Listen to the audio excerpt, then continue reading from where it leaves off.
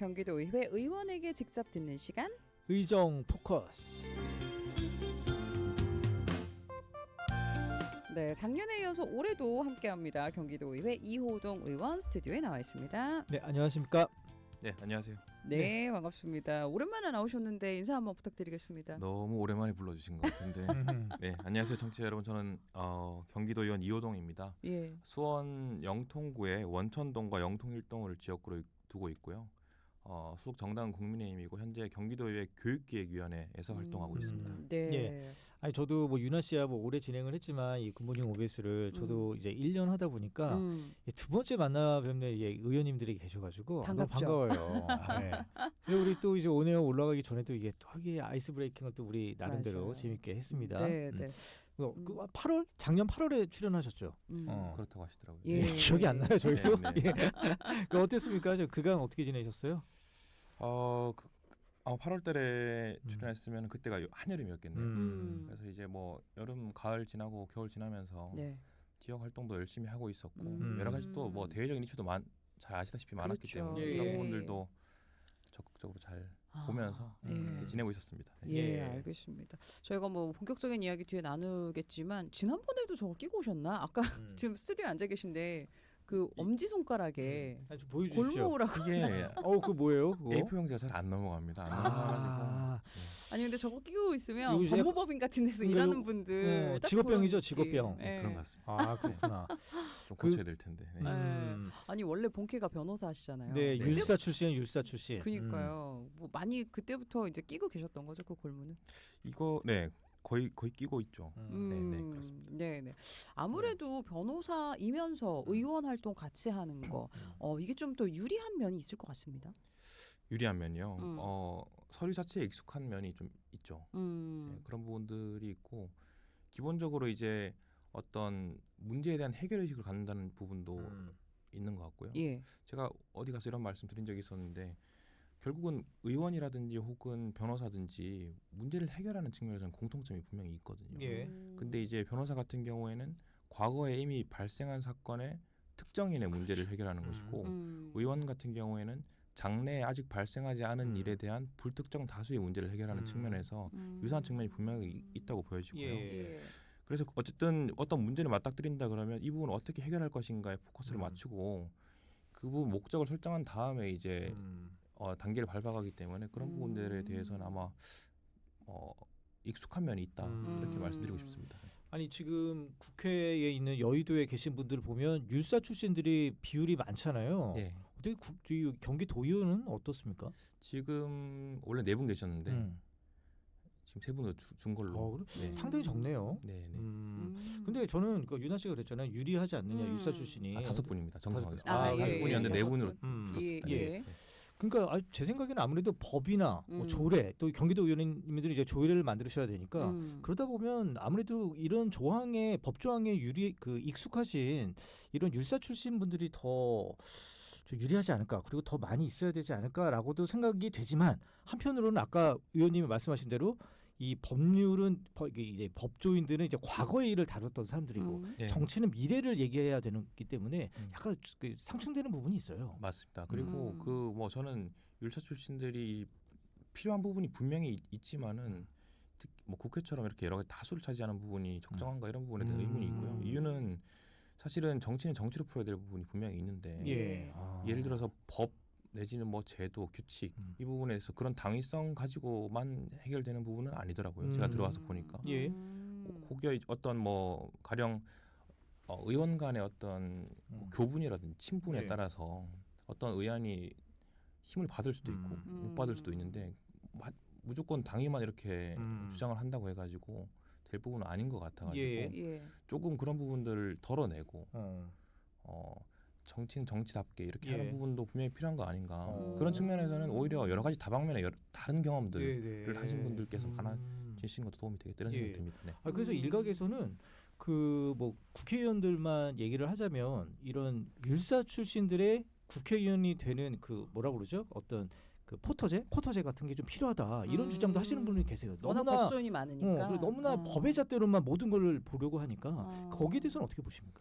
그런 부분 근데 이제 또 저는 그런 부분들은 기본적으로는 자연스럽게 시민이라든지 주권자의 판단에 따라서 될 거라고 생각이 되는 거고 예. 어떤 뭐 비율을 제한한다든지 하는 부분은 지금 그럴 시대는 이미 저는 지나갔다고 생각이 되고 자유롭게 이제 출마를 하고 그럼 그 예. 과정에서 자연스럽게 시민들이 저는 선택해 주실 거다. 그렇죠. 그렇게 생각합니다. 예.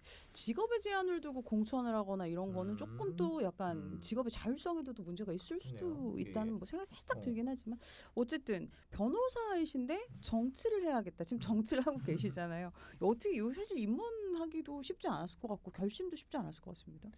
네, 제가 변호사를 하면서 행정 사건들을 좀 많이 다루게 됐어요. 우연한 기회로 많이 다루게 되더라고요.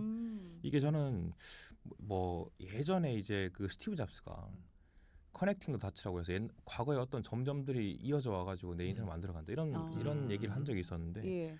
이 변호사업을 하면서도 제가 행정 사건을 뭐 하려고 해서 한 게 아니고 우연한 기회로 어떤 행정 사건을 맡았는데 그 사건이 승소가 되고 좀 대대적으로 보도가 되고 이러다 보니까 예. 사실은 전국 각지에서 어떻게 알고 연락이 주셨는지 모르겠지만 행정 사건을 그렇게 많이 맡게 됐었어요.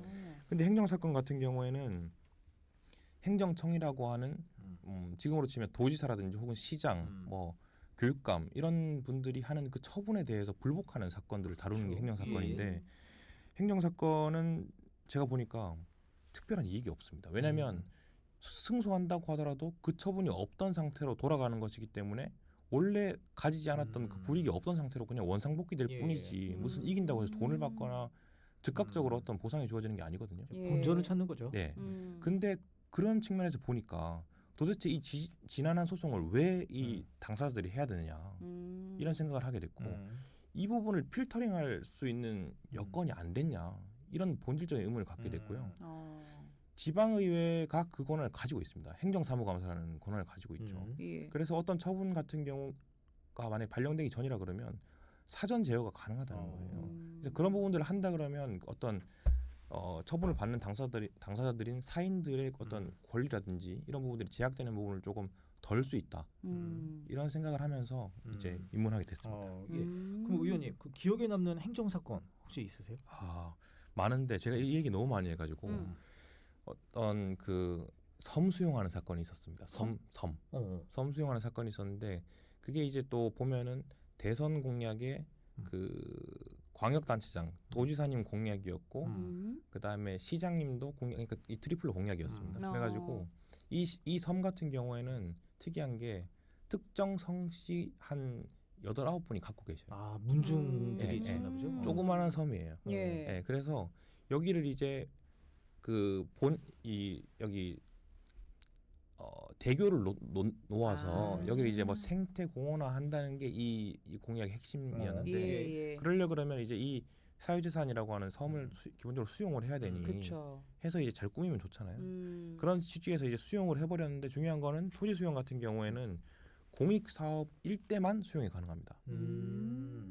근데 이제 수용 처분을 해버렸고 결국 소유권 같은 경우에는 국가로 가버린 거죠. 이 부분을 수용 재결 처분을 취소하는 소송을 했었는데 이게 이제 아까 말씀드렸던 그 사건이거든요. 1심, 2심, 3심 이렇게 승소하다 보니 뭐 여러 가지 많이 알려졌던 그런 내용이 있었습니다. 네. 그렇군요. 알겠습니다. 이 얘기는 저희 궁금하면 나중에 좀 더 찾아보는 걸로 하고요. 그럼 오늘 이제 본격적으로 우리 의원님 얘기 좀 한번 더 들어보겠습니다. 네. 내일이 세월호 참사 11주기예요. 4월 16일. 이와 관련해서 의원님이 그 조례 만드신 게 이번에 통과됐다고요? 네. 올해 2월달에 통과됐습니다. 말씀드릴까요? 예. 이 조례가 이제 제목은 뭐 경기도교육청 4.16 세월호 참사 희생자 추모의 날 지정에 관한 조례고 거기 보게 되면은 희생자를 정의하고 있습니다.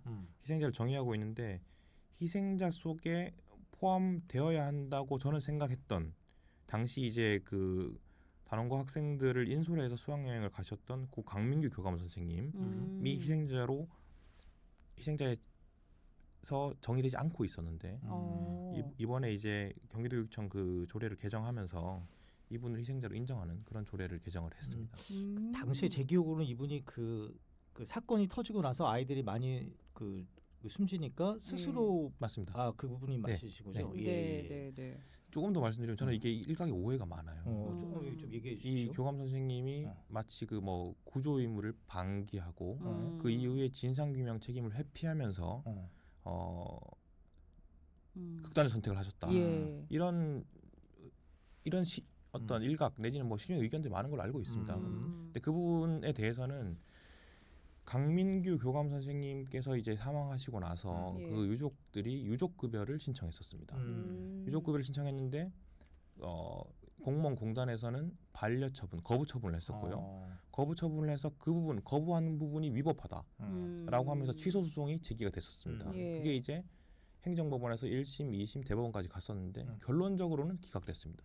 기각된 이유는 뭐냐 하면은 이 그 세월호 참사와 강민규 교감 선생님의 극단적 선택 사이에는 이른바 강민규 교감 선생님 선택 같은 경우에는 제가 이 표현을 이렇게 해도 되는지 모르겠는데 자결이기 때문에 이 참사와 자결 사이에는 자결이기 때문에 인과관계가 단절된다는 취지에서 순직을 인정할 수 없기 때문에 유족급여를 지급할 수 없다라는 그런 판결이 선고가 됐습니다. 그 판결의 당부는 뭐 추후에 저는 논의가 돼야 한다고 생각이 되는데 일단 그 판결문에서 저는 특기할 만한 점은 사실관계로 확정이 된 부분이 강민규 검 선생님 같은 경우에는 저혈당 쇼크로 그러니까 학생들을 두고 본인만 탈출하신 게 아니고 학생들을 구조하던 중에서 저혈당 쇼크로 의식을 잃고 쓰러진 상태에서 예. 해경에 의해서 끄집어내는 방식으로 구조가 됐고 아. 그 다음에 그 당일날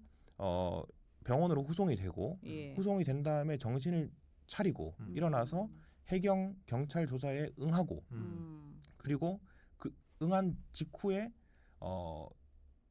학생들의 이제 부모님과 그다음에 그 단원고 교사들이 모여 있는 진도 실내 체육관으로 바로 가셨죠. 예. 갔다가 그 자리에서 이탈을 해서 다음 날 안타까운 발견이 된 예. 이런 케이스입니다. 그래서 뭐 구조 의무를 다하지 않았다 내지는 어떤 진상 규명을 회피했다 이런 부분들에 대해서는 예. 저는 예. 그 아까 말씀드린 순직을 인정하지 않은 그 판결에서조차도 사실관계로는 달리 확정된 부분이 있다는 부분을 조금 네. 거듭 말씀드리고 예. 싶습니다. 지병이 있어서 구조가 됐었고 이후에 정신적인 고통으로 이제 이런 네, 정확하게 말씀드리면 구조를 하던 중에 저혈당 쇼크로 인해서 의식을 잃고 쓰러져 해경에 의해서 끄집어내는 방식으로 구조가 됐다. 예, 예. 그러면 이 조례 내용은 이 선생님에 대한 추모의 날 지정이 되는 거죠. 그러니까 이 정확하게 말씀드리면은 경기도교육청에서 4.16 세월호 참사 추모의 날이라는 걸 운용을 하는데 거기에 이제 희생자로는 당초에 이제 이 세월호 참사 희생자들 관련해서는 여러 차례의 특별법들이 있었습니다.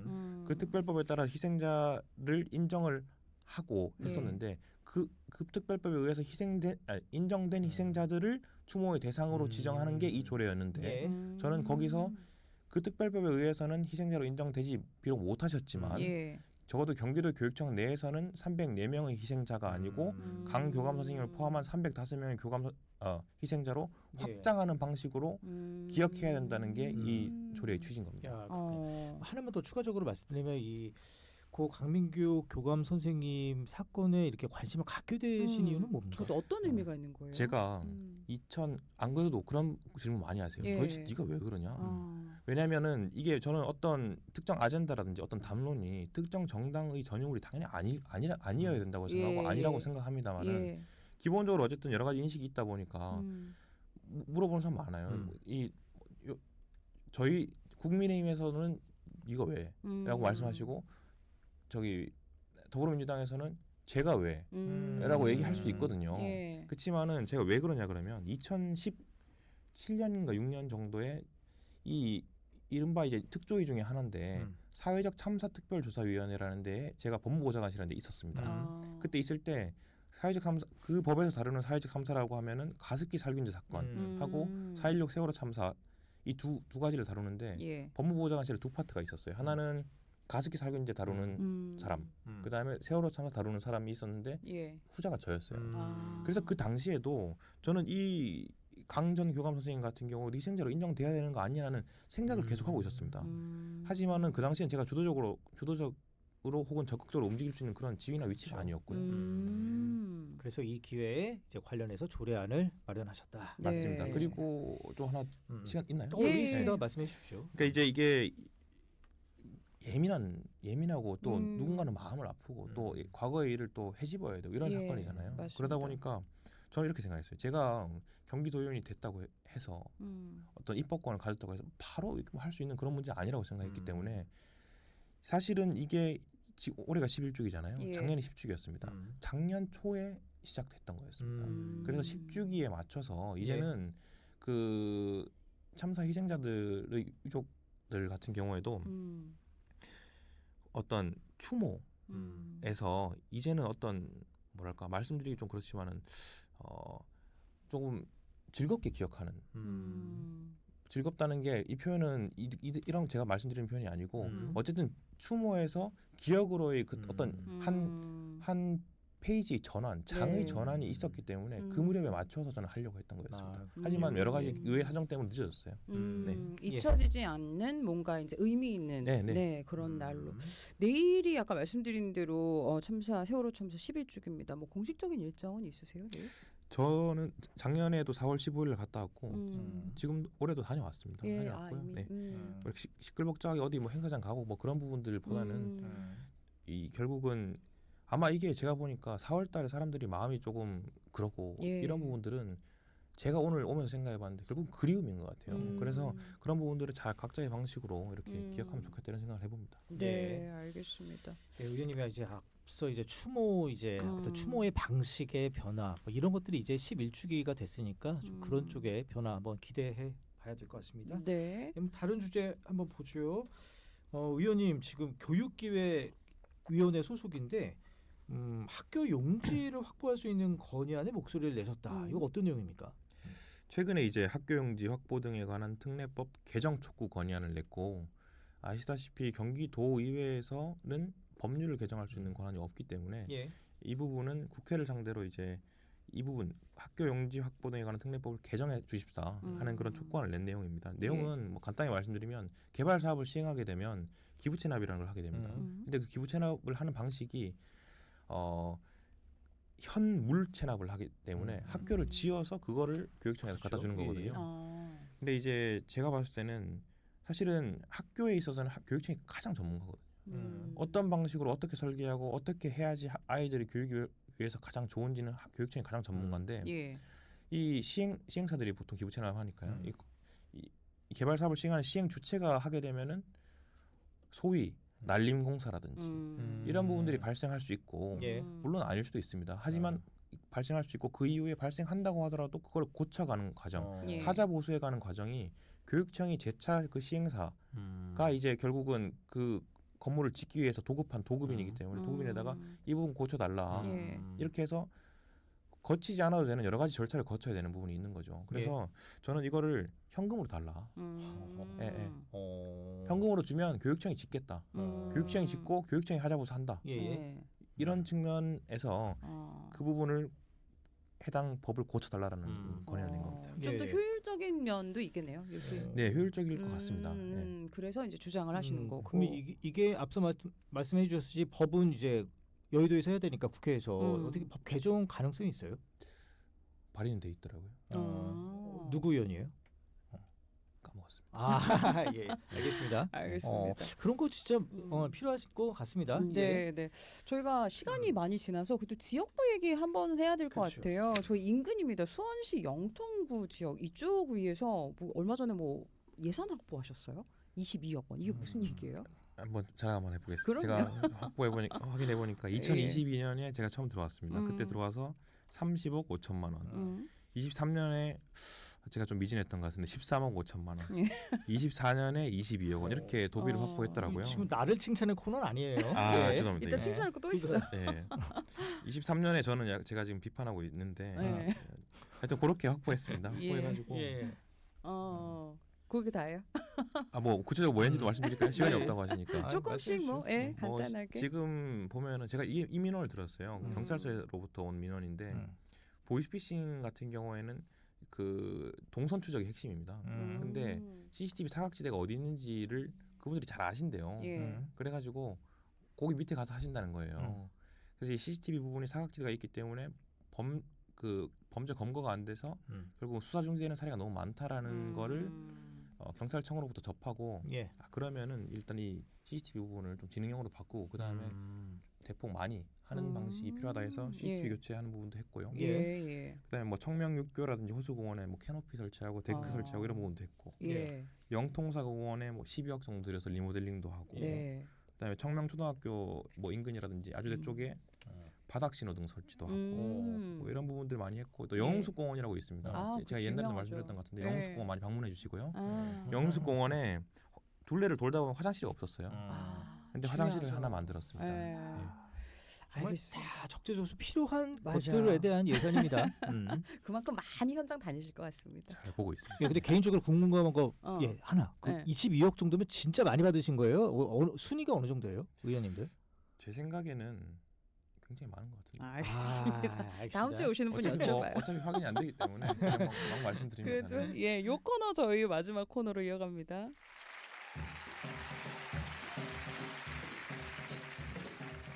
겸손이 미덕이라지만 잘한 일을 잘했다고 말하지 않으면 아무도 모릅니다. 그래서 판을 깔아드립니다. 셀프 칭찬 프로젝트 나를 칭찬해. 시간이 얼마 남지 않았지만 요 질문은 꼭 드리겠습니다. 최근에 나 이거 정말 잘했다. 어떤 거 있으세요, 의원님? 아까 했는데 또 해야 되네요. 예. 예, 한 가지 더. 마음껏 하십시오. 다른 걸로 하겠습니다. 그러니까 상 받으셨다고 얘기해 주세요. 제가 뭐 상 같은 경우에 사실은 뭐 많이들 의원님들 다 받으시는데 아주 의미 있었던 거는 예. 행정사무감사하고 나서 우리 정책지원관님들이 투표를 하셨나 봐요. 예. 그래서 이제 그 우수위원을 선정하셨나 본데 정책지원관님들의 투표로 예. 우수위원으로 선정이 되었다라고 음. 합니다. 이 예. 부분 의미 있었고요. 또 하나는 예. 작년 말에 이제 경기도교육청 공직자들이 저기 간부 공직자도 뽑고 그 다음에 이제 의회에 있는 의원들도 뽑고 해서 거기도 마찬가지로 이제 뭐 베스트 의원 이런 부분을 선정을 했는데 예. 거기도 선정이 됐다라는 소식을 에이, 들었습니다. 알겠습니다. 이럴 때 우리 항상 박수 한번 드립니다. 알겠습니다. 이렇게 해서 마지막에 우리가 나를 칭찬해 코너까지 함께하면서 우리 이호동 의원님과 인사를 나눌 텐데 마지막으로 짧게 인사 한번 나눠주세요. 앞으로 지금 남은 의정활동 시간이 제가 보니까 한 1년여 정도 되는 것 같아요. 그렇죠. 실제로 뭐 선거운동 기간이라든지 이런 부분 감안하면은 예. 채 1년이 안 될 수도 있고 이런 부분이 있는데 지금 지난 3년 동안이 굉장히 순식간에 지나가 버렸어요. 제 입장에서는. 예. 그래가지고 우리 지역구 주민들이라든지 혹은 유권자들이 보시기에 저 의원을 해서 제대로 했겠는가 하는 의문을 가지실 수도 있고 저 스스로도 3년 동안이 너무 순식간이었어서 제가 어떤 부분들을 했다고 이렇게 말씀드릴 수 있을까라는 부분이 있습니다. 많은. 어쨌든 남은 1년 동안도 지금 이때까지 했던 거 제가 나름대로 열심히 했다고 생각하기 때문에 예. 이때까지 했던 부분들을 최대한 더 열심히 해서 우리 지역 주민들 그리고 나아가서 경기도 혹은 좀 더 할 수 있다 그러면 우리 나라를 위해서 열심히 일하도록 하겠습니다. 네, 알겠습니다. 오늘 못다한 이야기들은 다음에 또 한번 나와서 얘기해 주시기 바라고요. 1년 있다 부르시겠네요. 이번엔 좀 텀을 짧게 해서 오늘도 의정포커스 이호동 의원이었습니다. 고맙습니다. 네, 감사합니다. 네, 고맙습니다.